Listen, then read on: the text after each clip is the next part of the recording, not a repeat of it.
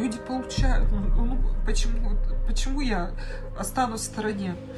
И я решила, что надо вкладываться. Кто продал дом, кто квартиру, а кто взял кредит. В интернете десятки историй вкладчиков финансовых компаний. Этим летом они посыпались, как карточный домик. Антарес, Финика, теперь еще и Френдекс. Одна за другой остановили выплаты. Сумма ущерба в некоторых случаях доходит до 17 миллионов рублей. Сейчас большинство из потерпевших боятся писать заявление, если посчитают, что это ничем не поможет. Такого ажиотажа на горячей линии общественной палаты не было давно. Более сотни звонков за 2 часа. У всех одинаковые вопросы. Что делать и как вернуть деньги? Ответ один – идти в полицию.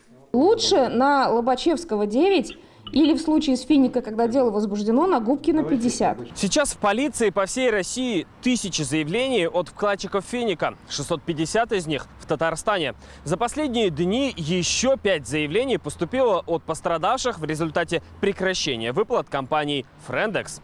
По нашим данным, 3 сооснователей компании Финика получили статус подозреваемых, когда этого их партнер Кирилл Доронин. Сейчас готовятся документы для объявления их в федеральный розыск. По данным оперативников, они сейчас за границей. Объемная работа ведется и по розыску имущества, отработки наших партнеров, так называемых.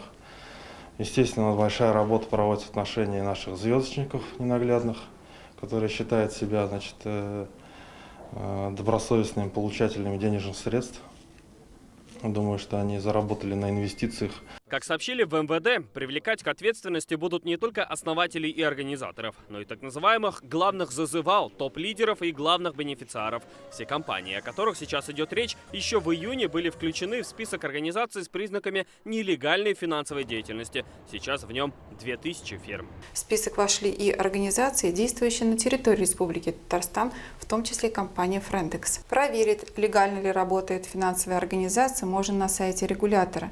Отсутствие лицензии – это один из важных признаков пирамиды, который должен насторожить. Помощь в распознании финансовых пирамид и подозрительных организаций предлагают в общественной палате. Мы хотим, чтобы был создан в республике, по крайней мере, институт, орган какой-то, какая-то приемная, где можно, в принципе, прийти и узнать. Вот мне предлагают ложиться в такую-то организацию, насколько она легитимна, насколько она отвечает признакам финансовой пирамиды. Мы хотим, чтобы об этом стало известно как можно большему кругу граждан. Возможно, в будущем это поможет избежать подобных ситуаций и остановить людей в их попытке легкой наживы.